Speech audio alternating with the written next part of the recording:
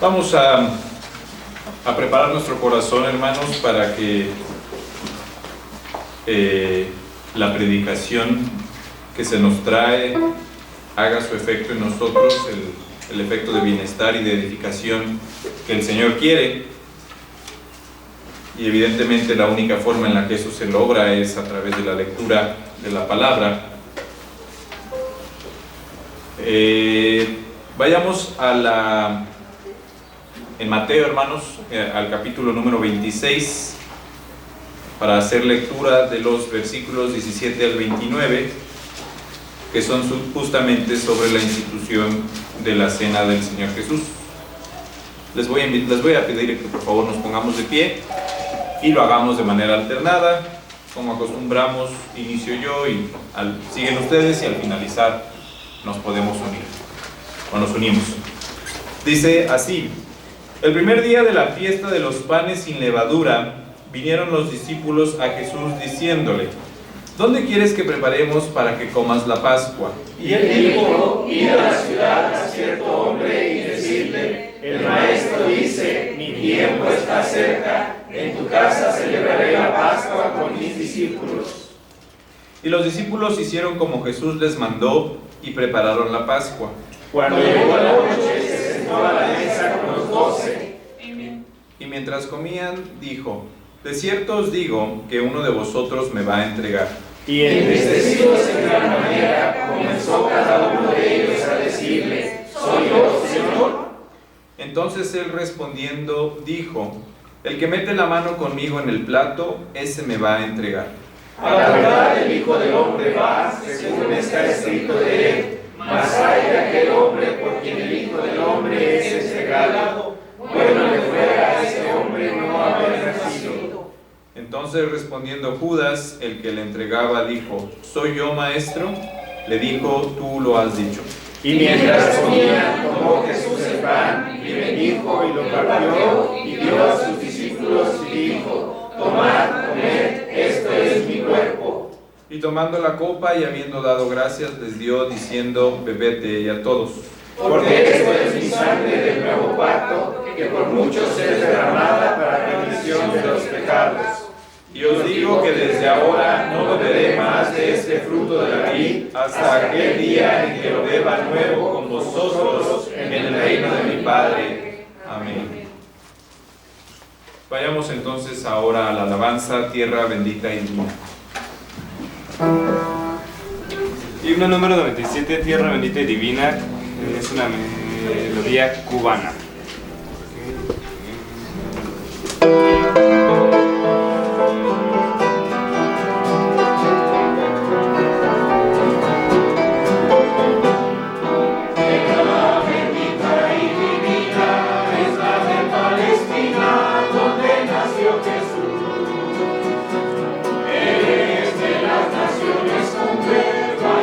Por la nube que derramó su luz, Él es la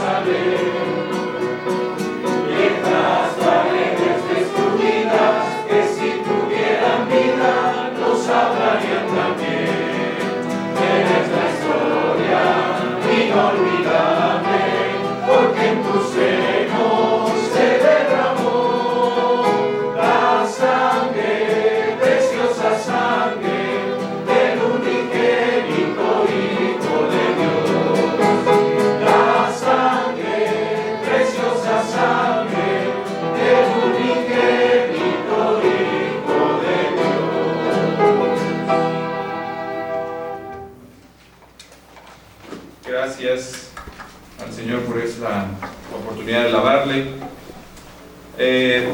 Vamos a dar paso entonces a nuestro hermano pastor una vez más, que nos trae el mensaje, la sangre del nuevo pacto.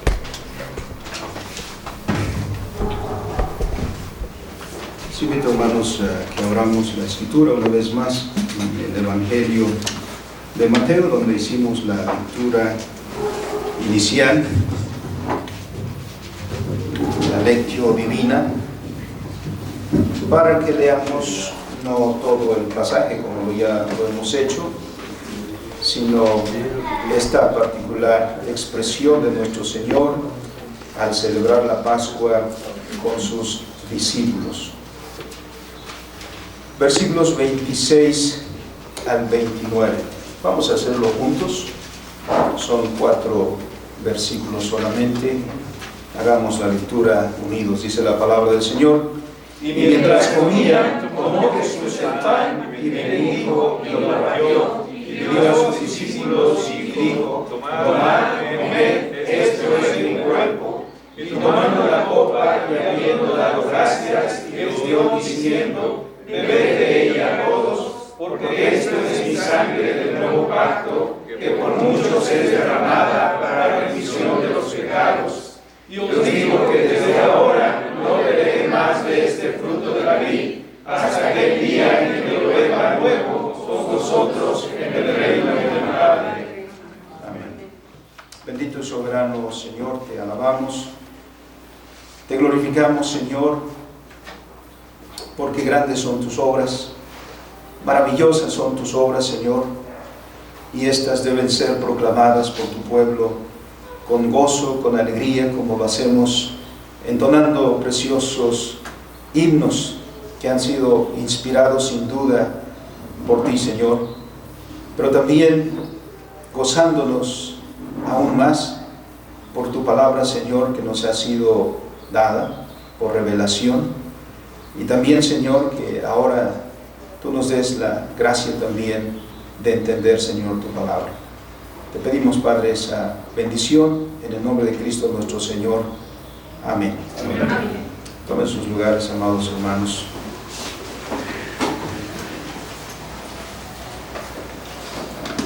Hemos estado celebrando desde el domingo pasado acontecimientos que tienen una gran significancia para la iglesia cristiana, pero también para el mundo, porque hemos mencionado en otras ocasiones del alcance cósmico de la obra de nuestro Señor Jesucristo.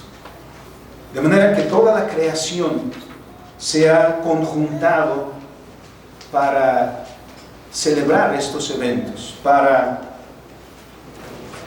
concentrar toda su atención en estos acontecimientos que son de repercusión amplísima para toda la creación. Nosotros, como iglesia, por supuesto, siendo objetos del amor de Dios, y un amor que se ha manifestado con estas dimensiones, obviamente nos consideramos bienaventurados, y por eso cantamos, por eso alabamos a Dios con todo nuestro corazón.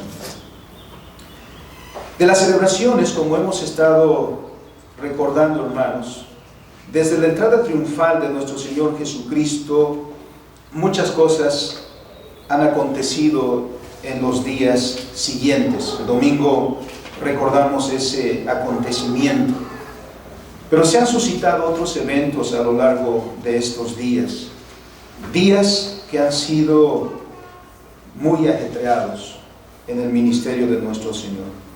El Señor ha estado en Jerusalén predicando, enseñando en el templo, algo que no ha dejado de hacer, también llevando a cabo milagros, teniendo compasión de aquellos que se acercan a Él.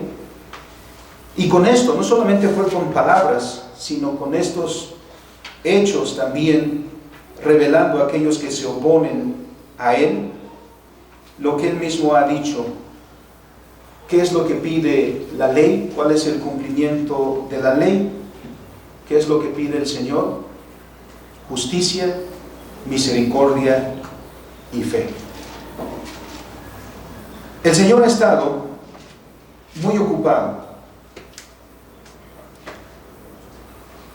Ha estado delante de esta multitud ante quien se revela como el Mesías que es, como el Mesías que ha venido para redimir a su pueblo. Todo el Antiguo Testamento estuvo anunciando constantemente la necesidad, el carácter y el ministerio del Mesías. Nuestros padres estuvieron siendo instruidos mucho tiempo por nuestro Dios para que tuvieran atento su mirada hacia el advenimiento del Mesías. Nuestro Dios reveló todas las cosas que estaban relacionadas con Él, de manera que con esto incentivaba al pueblo a la fe y a la esperanza, para que éstos perseveraran en fidelidad como pueblo del pacto, que esperaran ansiosamente el cumplimiento de todas las promesas que les habían sido anunciadas y que un día serían una realidad histórica. Desde el arribo de nuestro Señor Jesús a este mundo y luego durante su ministerio se cumplieron muchísimas profecías. Todo el Antiguo Testamento se cumplió ahí. Para los piadosos, estas cosas no pasaron desapercibidas. Por ejemplo, no lo hicieron para Simeón, tampoco fue así para Ana, por mencionar dos ejemplos. Muchos otros obviamente no supieron de lo que estaba aconteciendo en medio de ellos. Durante todo el ministerio de nuestro Señor Jesucristo, su gracia se manifestó a su pueblo, de manera que no tenían excusa y no tendrán excusa delante de Dios en el día del juicio de haber rechazado la más grande manifestación de la gracia de nuestro Dios. Durante todo este tiempo en que el Señor desarrolló su ministerio, estuvo hablando a su pueblo, llamándoles al arrepentimiento, y lo hizo con amor paternal. Sin embargo, como hemos visto con tristeza, la respuesta no fue del todo positiva. Dice Juan: a los suyos vino y los suyos no le recibieron. Muchos le rechazaron. Muchos son los que recordaremos mañana, después de gritar jubilosamente al entrar el Señor a Jerusalén, decían: bendito el que viene en el nombre del Señor. Muchos desilusionados, mañana recordaremos, estarán gritando o desde ya, esta noche, gritando: crucifícale, crucifícale. ¡Qué cambio de ánimo! Nuestro Señor llegó, lo recordamos el domingo, por última vez a Jerusalén. Y este arribo no fue coincidencia. Tampoco fue coincidencia que llegara en estas fechas, que llegara para esta celebración. Llegó como mucha gente estaba llegando para celebrar las Pascuas según el calendario judío. Esa celebración en la que era sacrificado un corderito de un año que no tuviera ningún defecto, el corderito de la Pascua. A diferencia de todas las ocasiones anteriores en que el Señor estuvo allí con sus discípulos y seguramente participaron de la comida de la Pascua, esta última vez se destaca por sobre todas aquellas porque en toda la Pascua del Antiguo Testamento encuentra su cumplimiento y le da a nuestro Dios mayor expresión al pacto para nosotros. Todos los corderos que fueron sacrificados en el Antiguo Testamento, recordando esta celebración, anunciaban el arribo del Cordero de Dios, como lo reveló Juan. Esta celebración comenzó a realizarse desde el día en que salieron de Egipto. Fue la última de las plagas que el Señor trajo sobre Egipto para liberar a su pueblo. Esa celebración señalaba a nuestro Señor Jesucristo, y ahora Él está a unas cuantas horas de darle cumplimiento como el Cordero de Dios que quita los pecados del mundo. Antes de que eso acontezca en la cruz, el Señor instituye lo que llamamos hoy en día la Cena del Señor, el sacramento de la Cena del Señor. Hemos llegado pues a este día y a este momento y celebramos, hermanos, este acontecimiento. Como podemos contemplar los elementos que conforman este sacramento, el pan y el vino en esta mesa que ha sido preparada. Nos enseña la Escritura con ello que la sangre del Cordero de Dios, que es nuestro Señor Jesucristo, es la sangre del nuevo pacto. El cumplimiento de lo que estaba anunciado en el Antiguo Testamento abre camino para que el Señor mismo confirme ese pacto, como dice el libro a los Hebreos, sobre mejores cosas. Pero ¿por qué se llama el nuevo pacto? Para usar esa expresión significa que hay otro antes. Pero no, como de repente se ha vuelto una moda en algunos círculos, hablar de pactos en plural.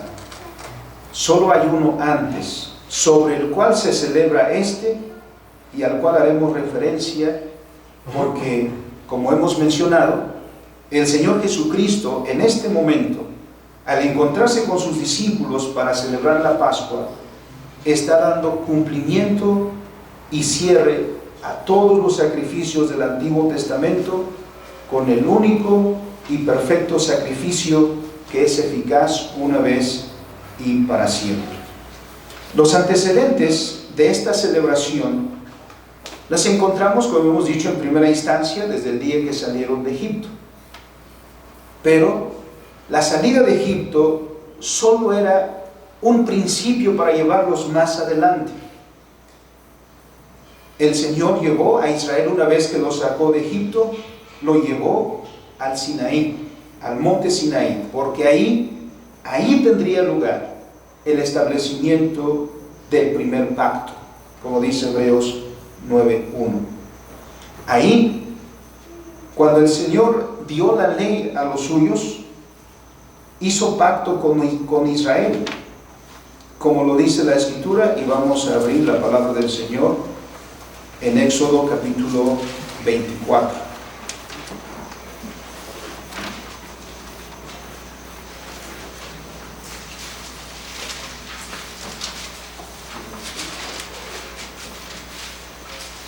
Dice la palabra del Señor: una vez que hubieron dado todas las leyes, dijo Jehová a Moisés: sube ante Jehová, tú y Aarón, Nadab y Abiú, y 70 de los ancianos de Israel, y os inclinaréis desde lejos. Pero Moisés solo se acercará a Jehová, y ellos no se acerquen, ni suba el pueblo con él. Aquí tenemos el establecimiento precisamente del pacto que Dios hace con Israel. Obviamente, hermanos, este pacto está confirmando aquel pacto que Dios hizo con Abraham. Génesis capítulo 15. Una lectura amplia que nos haría referencia hasta el capítulo 17 del libro de Génesis. ¿Recuerdan aquellas palabras donde el Señor le dice a Abraham: voy a establecer mi pacto entre mí y ti, y entre tu simiente por 1000 generaciones? Pero allá estaba solamente Abraham. Todavía restaba mucho camino por recorrer. Ahora, muchísimo tiempo después, Dios establece ese pacto con los hijos de Abraham, con la nación de Israel. Por eso es necesario el establecimiento de este pacto y la entrega de la ley que Dios hace aquí. ¿Qué vemos, hermanos, en este pasaje? Vemos las siguientes cosas que son importantes. Primero, este pacto requiere de la ley. La ley de Dios es fundamental para la relación de pacto. Sin la ley es difícil, por no decir imposible, que haya un pacto. ¿Por qué? Porque la ley de Dios revela la voluntad de Dios. Exige esta relación, que aquel que entra en esta relación con Dios asuma la obediencia que requiere. Dios, que es el dador de la ley y quien establece el pacto, por eso se llama, y Dios lo llama así, mi pacto, porque es un pacto que tiene características muy peculiares. Los pactos que hacemos los hombres suelen ser pactos en los cuales las dos partes que se comprometen tienen participación igual. Este pacto particularmente que Dios hace es un pacto unilateral. Por eso Dios dice, voy a establecer mi pacto, no dice nuestro pacto. Porque Dios le trae al hombre y le dice, mira, aquí está. El hombre no tiene nada que hacer, no tiene nada que opinar, no tiene nada que agregar, no tiene nada que dar aquí. Él es el receptor del pacto. Por eso, en la entrega del pacto, el pueblo de Dios solo está observando y está escuchando muy atentamente lo que Dios está diciendo. Porque solo después de que Dios haya hablado, nosotros respondemos.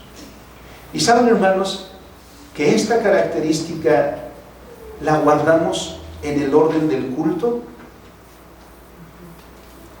Por eso nosotros no hablamos y no cantamos y no oramos primero, sin antes escuchar la palabra de Dios.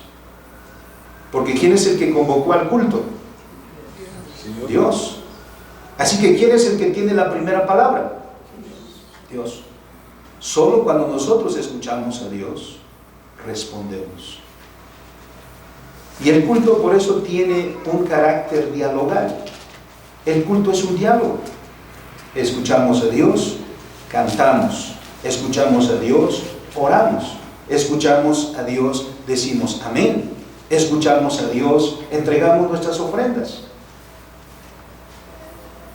Dios es el que toma la iniciativa. Y lo hizo al establecer el pacto. Le dice ahí a ellos, cuán importante es esta palabra. Por eso dice el versículo 3, Moisés vino y contó al pueblo todas las palabras de Jehová y todas las leyes. No puede haber pacto sin el conocimiento de la ley de Dios. Como hoy en día diríamos, no puede haber un cristiano ignorante de la palabra de Dios. Eso no existe. Porque nadie puede ser cristiano por mera casualidad. O nadie puede ser cristiano por el solo hecho de decir soy cristiano. El verdadero cristiano es aquel que primero ha escuchado a Dios hablar, el que primero ha escuchado la ley de Dios, el que primero ha escuchado qué es lo que Dios quiere. Porque ¿a qué le vamos a decir sí o no? ¿A qué vamos a responder si no hemos escuchado, si no sabemos nada? Y vaya que hay mucha gente que se dice cristiana y,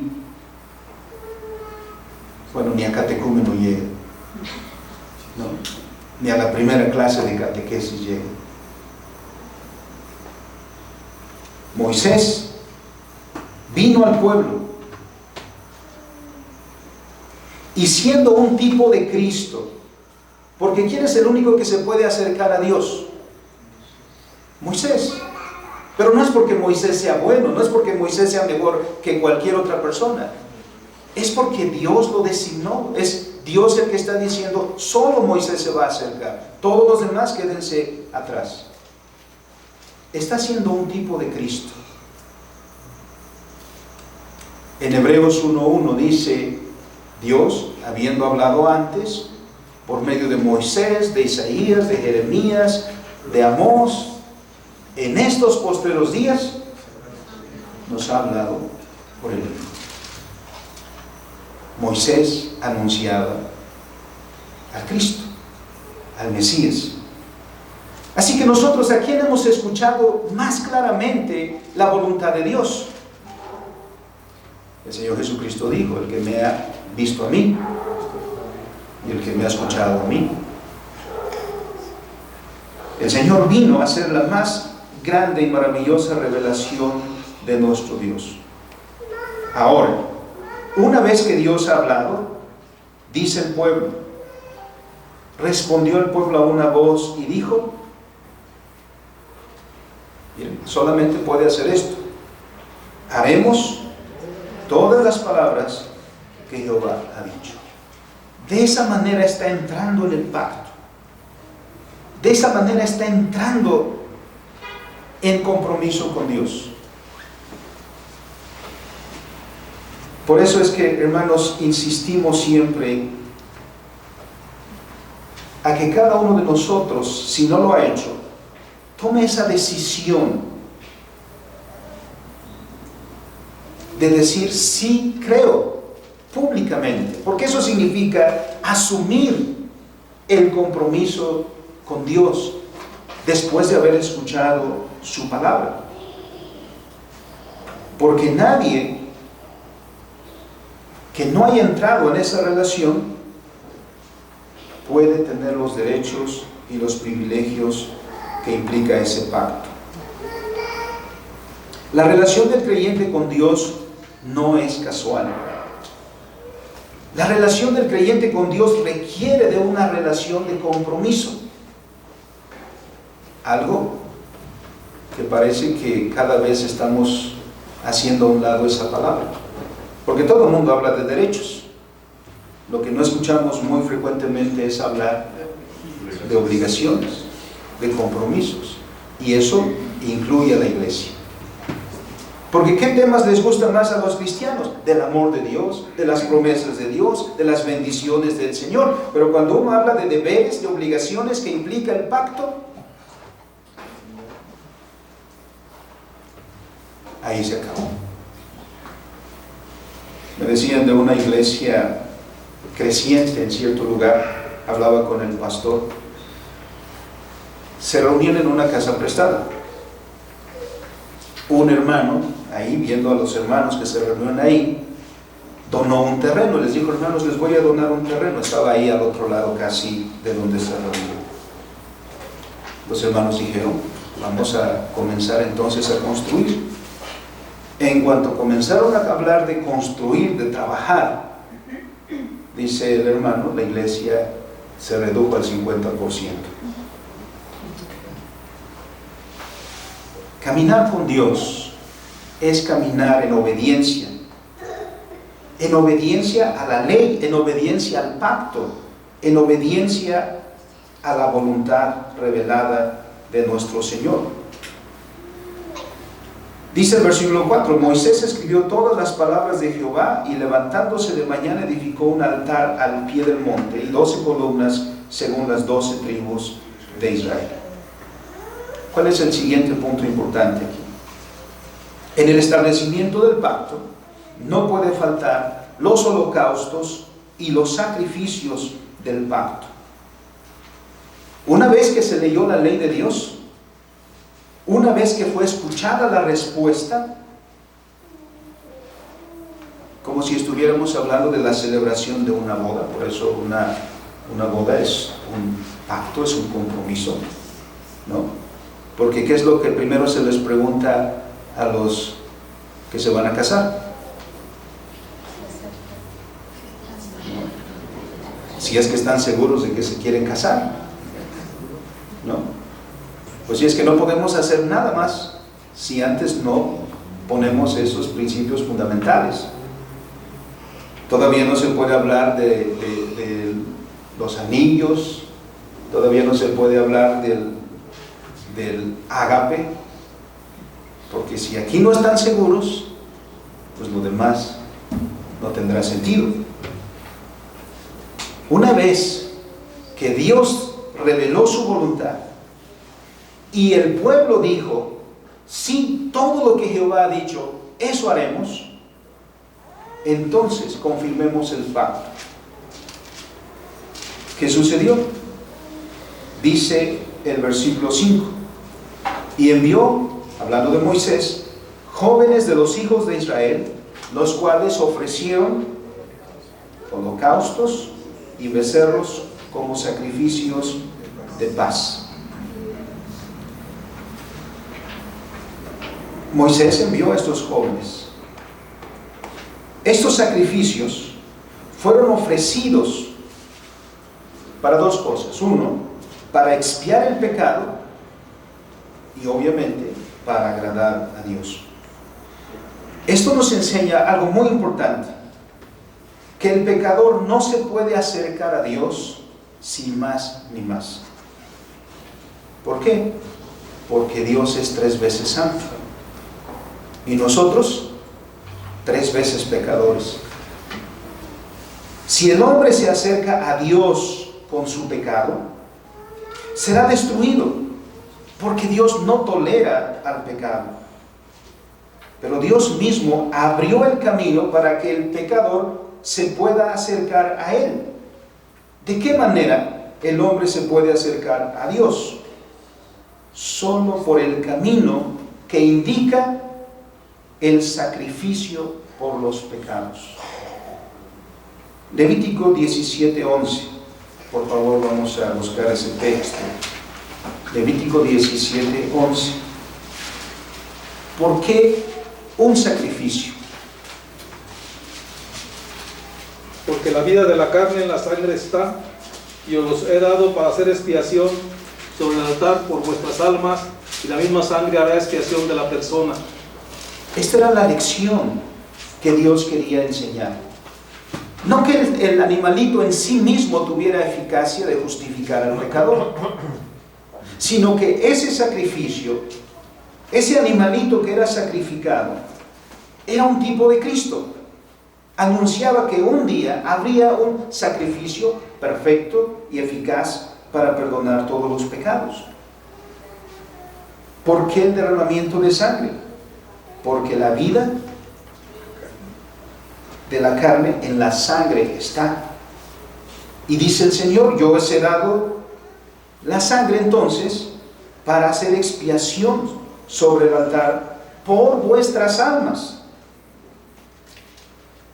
Y la misma sangre hará expiación por la persona. Por eso la ley dice: sin derramamiento de sangre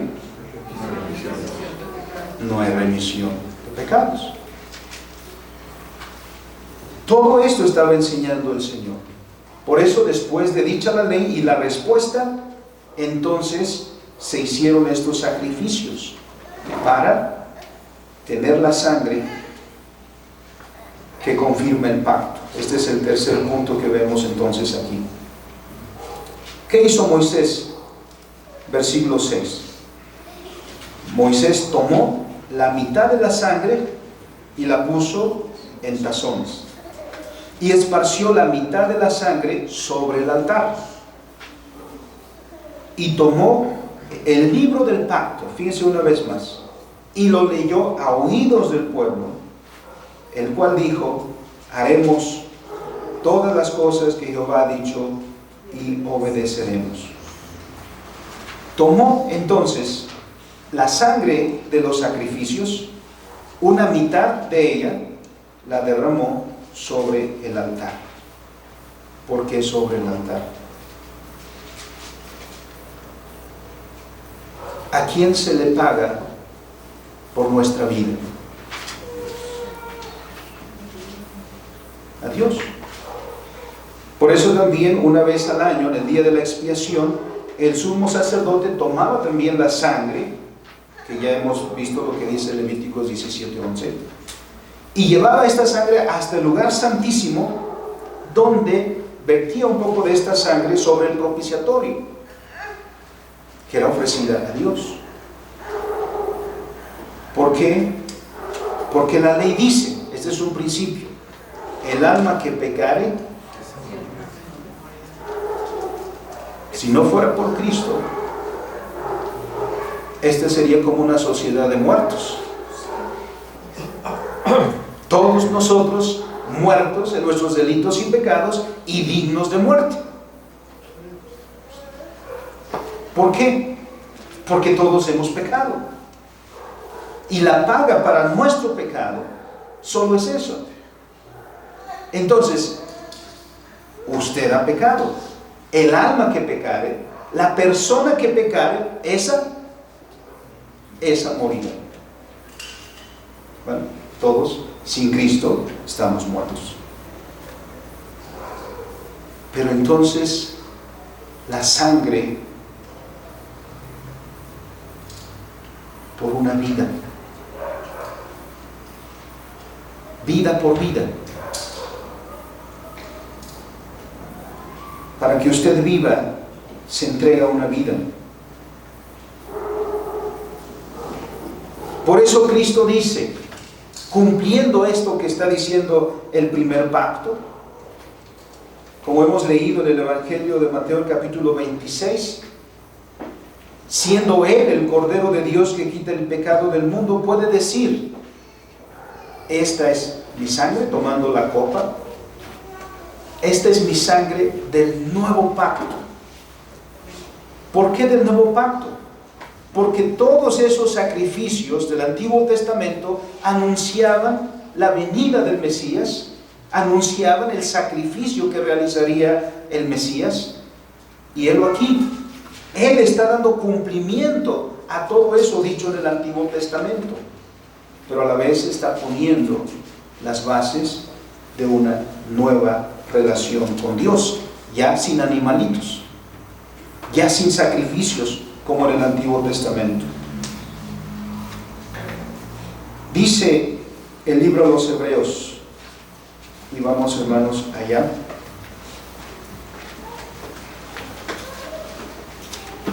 porque quien escribe el libro de los Hebreos está anunciando todos estos eventos.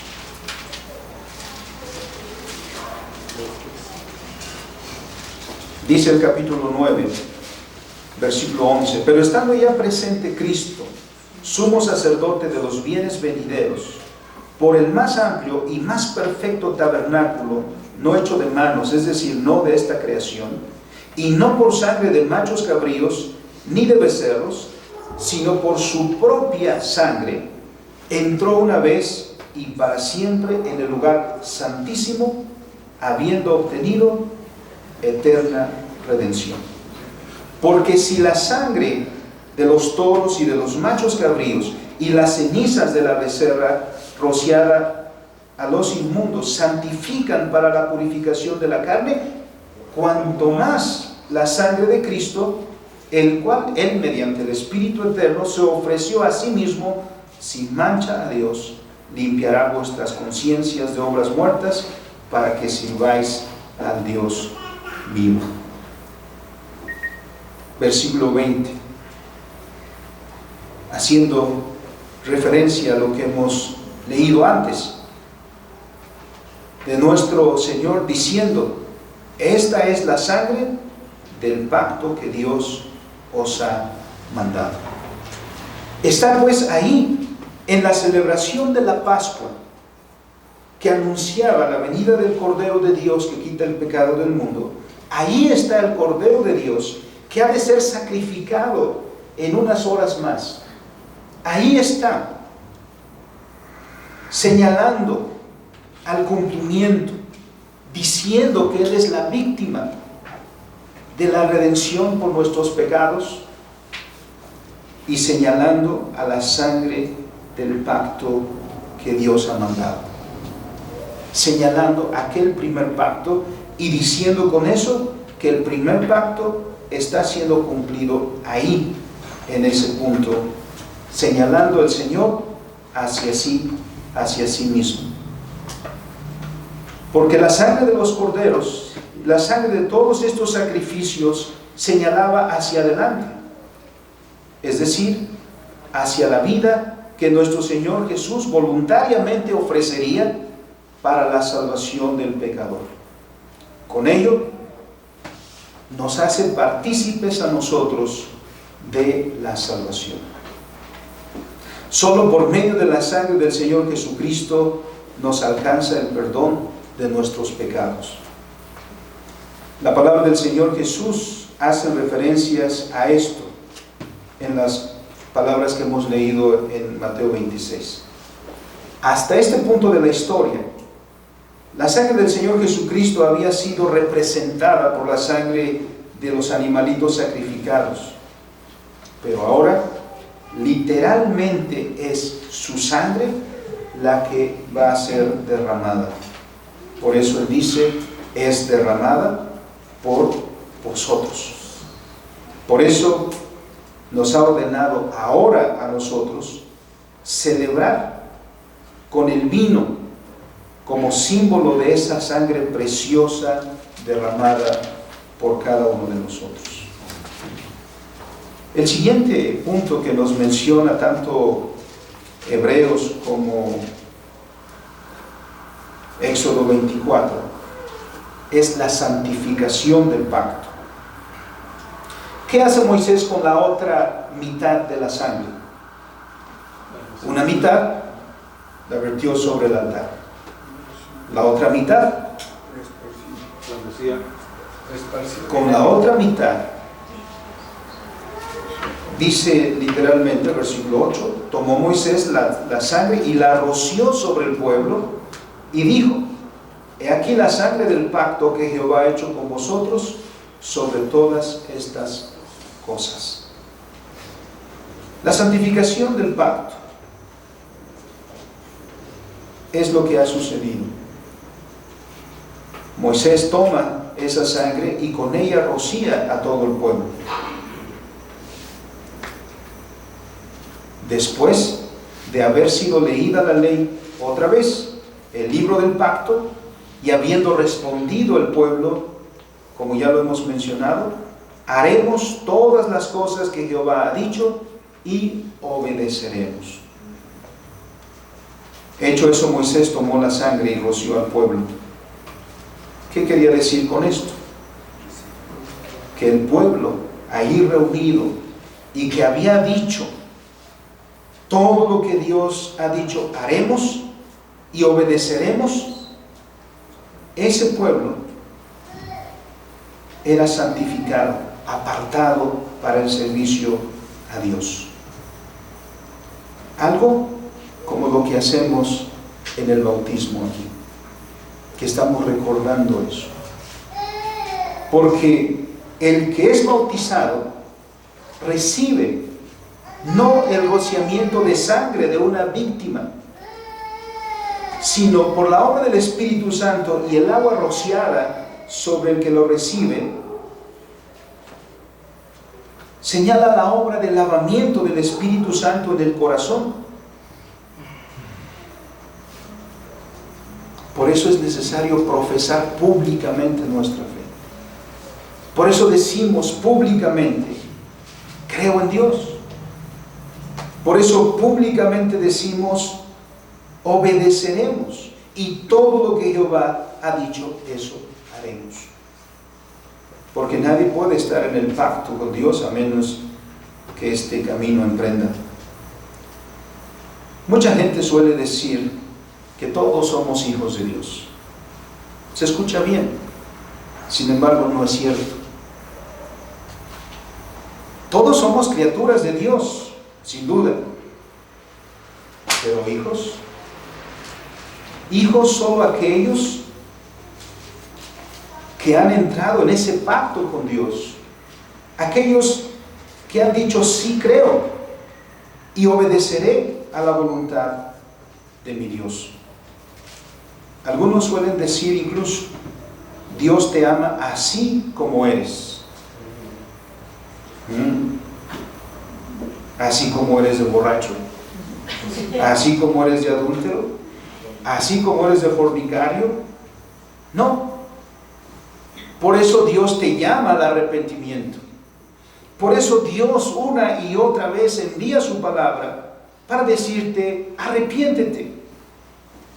Es decir, vuelve a Dios y deja de hacer todo lo que estás haciendo. Porque La paga del pecado es muerte. Ya lo hemos hecho mención varias veces. Dios te recibe solamente porque la sangre del Cordero ha pagado por tu pecado. Pero tú por ti mismo lo que mereces es la muerte. Eso te lo has ganado a pulso. Pero la salvación es un don de Dios. Es porque Dios ha tenido misericordia. Es porque Dios en Cristo ha pagado por ti, por tus pecados. Ha pagado tu deuda y te reconcilia con Dios. Esa es la única razón por la que Dios te recibe. Y te recibe cuando lo hace como parte de su pueblo. Eso quiere decir que alguien ha pagado por tus pecados. Tú solo no te puedes acercar sin riesgo de ser destruido al instante. Finalmente, el fruto del pacto. ¿Qué fruto hay en todo esto? Que el Señor Jesucristo se haya puesto en nuestro lugar, haya muerto en nuestro lugar, se haya sometido en obediencia perfecta a Dios. Que el castigo que correspondía a nosotros por nuestros pecados, es decir, que el Señor haya recibido toda la ira de Dios que correspondía a nosotros, como dice Romanos 1, porque dice el apóstol Pablo, la ira de Dios se revela desde el cielo contra toda impiedad de los hombres. Solamente que el Señor hizo todo lo que hizo y que finalmente entregara su vida en propiciación por nosotros, ha tenido este maravilloso resultado, que nosotros ahora podemos disfrutar de la comunión con Dios otra vez. Solamente por eso podemos disfrutar de la comunión con Dios. No hay otra manera. En Cristo hemos regresado a la buena relación que teníamos con el Creador antes de la caída. Solamente en Cristo somos restaurados a nuestro Creador, de quien una vez nos apartamos, y cuando lo hicimos impíamente. Solamente por Cristo somos vueltos allá, vueltos a esa comunión, a esta comunión que nosotros ahora tenemos, esta comunión que nosotros ahora disfrutamos para con Dios, a quien ya acostumbramos llamarle Padre nuestro. No podríamos hacerlo de otra manera. Como parte de esa comunión restablecida por la sangre del Cordero, ahora podemos ya no temer el juicio de Dios porque alguien ya ha sido juzgado en nuestro lugar, sino ahora disfrutar de ese compañerismo del cual todavía habremos de llegar a la perfección en los nuevos cielos y en la nueva tierra. Por eso el Señor Jesucristo también dice en Mateo 26 que cuándo será la próxima vez que coma y beba de ese jugo de la vid, en el reino, en la creación restaurada, en la creación restaurada, donde la comunión será plena, total. Pero ahora ya hemos comenzado a disfrutar de ella. Ya somos santificados en Cristo, ya somos suyos, ya disfrutamos de las bendiciones del pacto. Pero nunca olvidemos cómo llegamos ahí.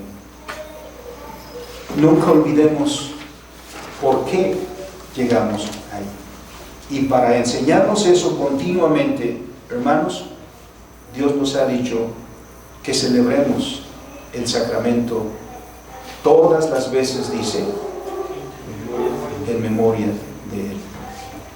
Así que sería un gran descuido si nosotros no celebramos la cena del Señor continuamente. Y sería un gran descuido si nosotros individualmente, sabiendo que somos invitados a la mesa del Señor, lo tomáramos a la ligera. Cuando lo hacemos, cuando hacemos la invitación, la hacemos en el nombre del Señor. Y en el nombre del Señor lo hacemos hoy también. Acerquémonos a la mesa del Señor, pero bajo estos principios de la Escritura. Si no es así, le advertimos de una vez. No es así como se acerca a la mesa del Señor. Y como dice el apóstol Pablo, juicio come y bebe para sí. Vamos a orar. Bendito soberano Dios,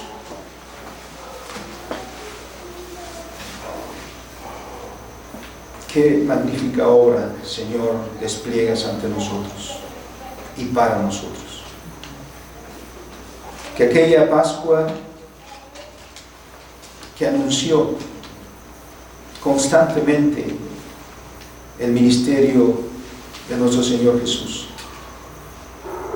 en el cumplimiento del tiempo, vino Él mismo para dar cumplimiento a toda esta obra.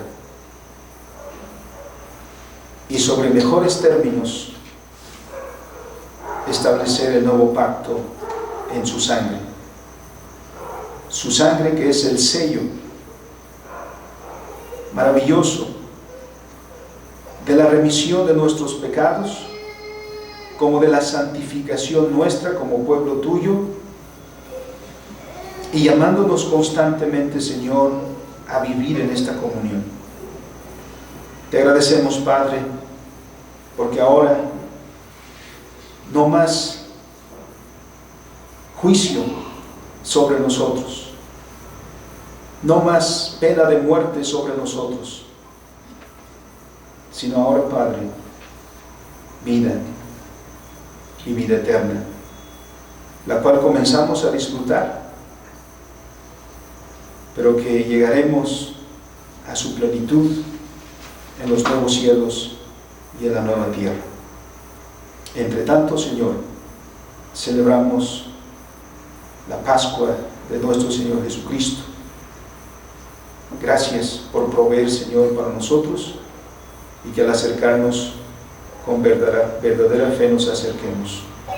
En el nombre de nuestro Salvador oramos. Amén. Amén.